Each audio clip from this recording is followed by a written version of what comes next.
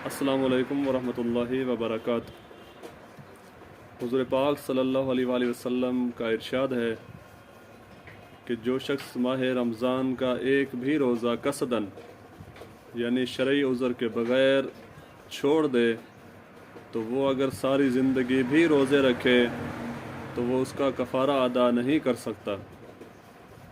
हुज़ूर पाक सल्लल्लाहु अलैहि वसल्लम का इरशाद है कि जो शख्स माह रमज़ान का एक भी रोज़ा कसदन यानी बग़ैर किसी शरई उज़र के छोड़ दे, अगर वो सारी ज़िंदगी भी रोज़े रखे तो वो उस एक रोज़े का कफ़ारा अदा नहीं कर सकता।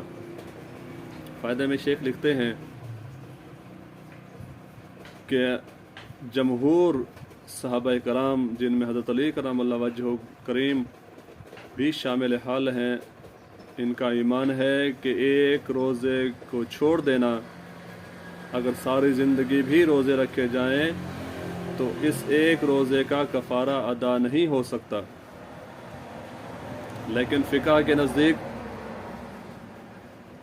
एक रोज़ा शरई तौर पर छोड़ने से रोज़े की क़ज़ा से रोज़े का कफ़ारा तो अदा हो जाएगा, लेकिन जो समरात, जो बरक़ात और जो इनामात अल्लाह रब्बुल इज़्ज़त माह रमज़ान में अता फ़रमाते हैं वो गैर रमज़ान में कभी भी नसीब नहीं हो सकते।